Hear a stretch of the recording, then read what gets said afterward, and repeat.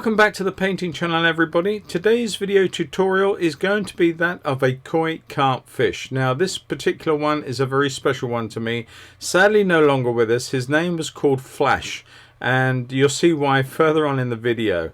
Now this is an edited time-lapse video, and the full version will soon be put up onto my Patreon page. So if you want to see more and want to see the unabridged version, as it were, then you need to nip over to my Patreon channel, which is at Paul Apps Artist on Patreon, and you can take a look at what's on offer. And if you care to become a patron, you'll be made so welcome. There's so much more to be going on there as well, so take a look at that, and yeah, by all means become a patron. In the meantime, this time lapse is a very quick sketch being done in a mechanical pencil on 4B, and I'm using some Arches smooth hot press paper, and I'm just getting ready now. I say I just like the design of this. I mean, koi just lend themselves to these wonderful movements through water, and I've got to convey this being underwater in watercolor, and that's not as simple as it may sound. So things like drawing in lily pads and the stems that come up from the bottom help give rise to the fact that this fish is underneath them. I'm pre-wetting the top of this paper now, and I'm putting in a suggested green color, and using sort of if you look at my palette, you'll know that I use Phthalo Green, lemon, Aureolin and Indian yellow, and I'm just allowing that to run all the way down. Now watercolor will only go where the paper is wet, so I've deliberately kept most of the fish clear of water so that the paint will leave that alone. And you can see that I put a myriad of wonderful colors in. Most of those will disappear during the course of the painting, but you can see as a start it's really a pretty little assembly of violets and yellows and oranges and greens. And now I'm putting in a little bit of darker color and spraying it so it flushes through and gives the whole thing that beautiful soft transition. I want to preserve the fish as much as possible, and because of the amount of water, it is starting to encroach over the skin of the fish, and I need to protect that.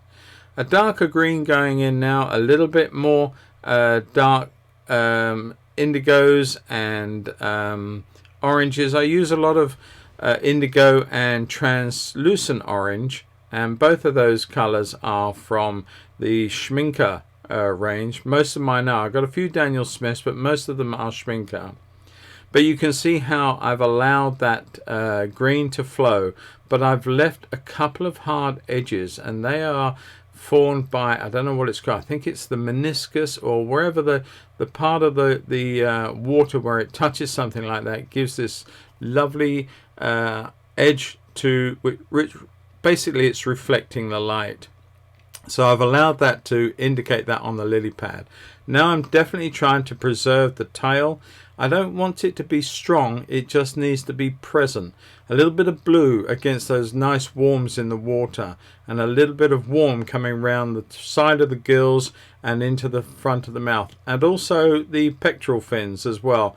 They need to be not as white as you would think. What I'm definitely trying to do though is preserve that one that's got lost in that ether of water.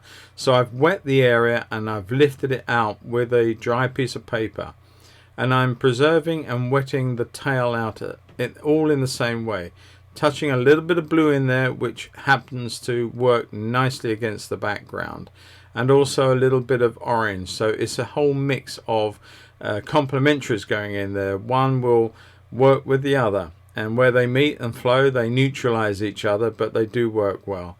So I'm just tidying up the front of the face and putting that lovely blue into that secondary pectoral fin. Now I'm definitely trying to put in some more detail on the lily pads, a stronger green, but changing the greens. You know, it's not all one color, and I'm putting a loose dark edge in, and that will flow forward into the other green. So it's a case of some of it merging and some of it staying, and we will keep working on it until we get that desired effect.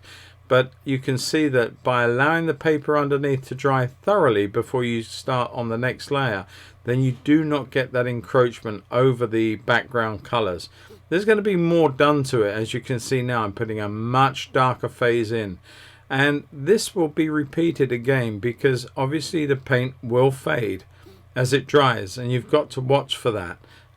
You can trumpet it all in at once, but I think it's always better to try and do it in stages, and that way that you can sort of determine if you've gone too far or if you need to go further.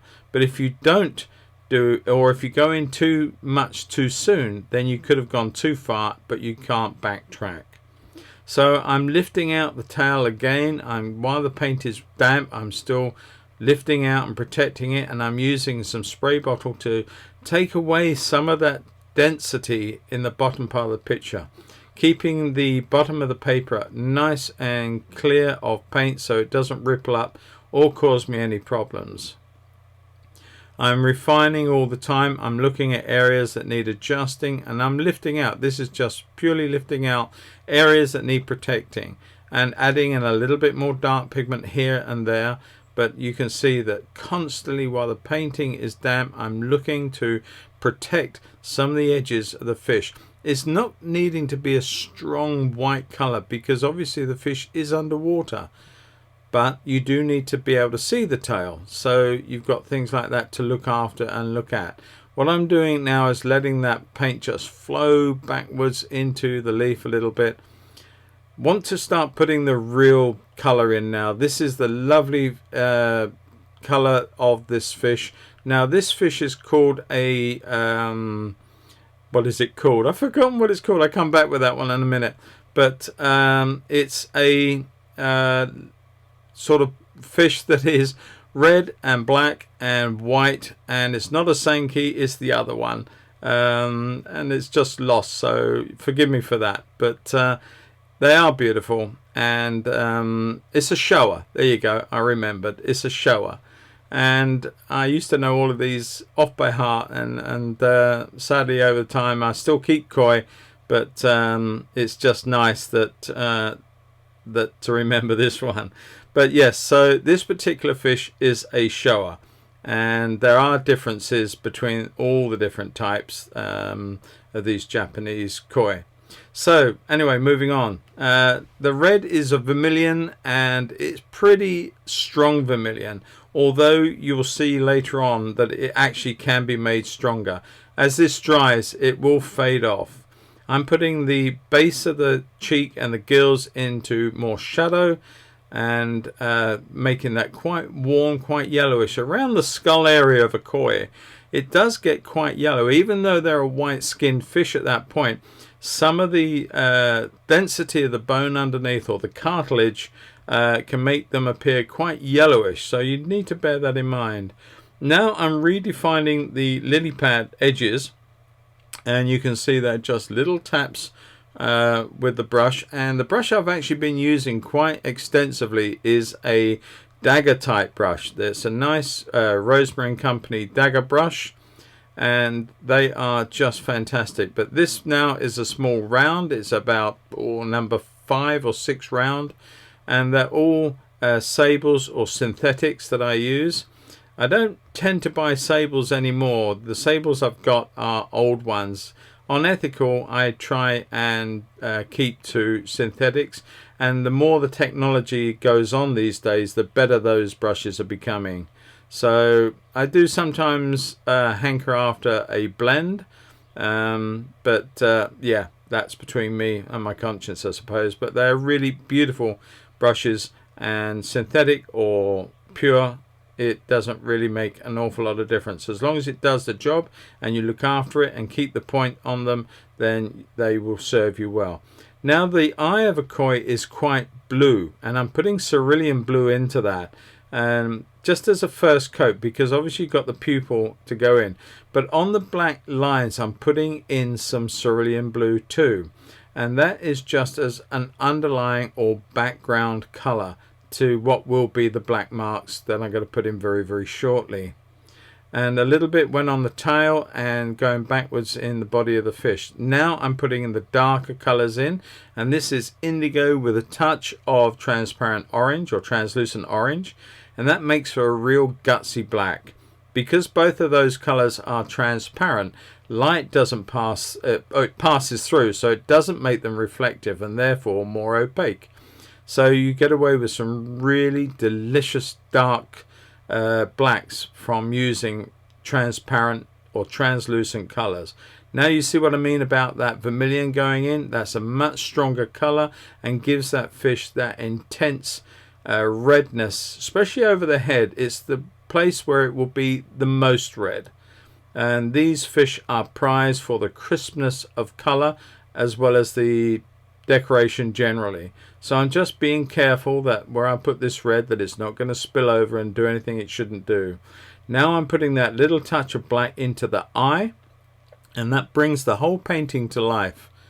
In my opinion, it just sort of adds that extra dimension and the realism. Now these radiate out into the fins of a shower. If it was a Sankey, it wouldn't have those black marks in the pectoral fins. Sometimes you should see them also in the anal fins as well, but certainly the pectoral fins have little striated marks along the bony ribs of those fins. A little bit of warmth going into the snout, and again it's, as I said, and suggesting the mouth parts.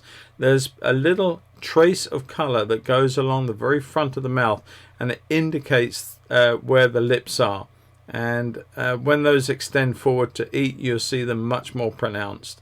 You can see I just put those little black striations into the pectoral fin finally, and I'm just adding a few darks up into the back as it goes towards the tail fin.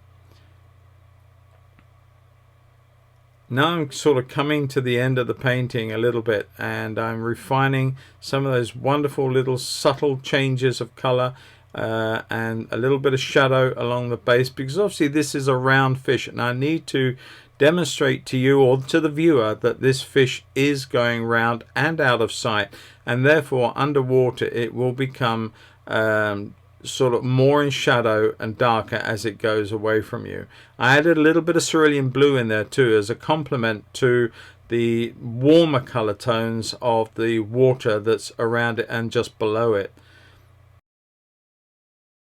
Now I'm using a hairdryer because I really want to get this finished off and put more into the background, but I wanted to settle that down before I carried on. Now I'm going in with a real dark accent, and this is pretty much going to be the last time I do this. There may be one or two extra little bits, but you can see that it reinforces the fish into its surroundings.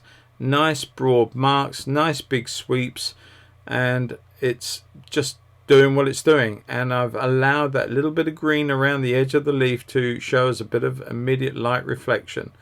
And I can adjust any of this and play around with this now. It's pretty much dry, but I want to just reinforce the edges, soften those areas of the tail because they are furthest away and they catch light in a very different way. There's just a little tap and drying out on the edge.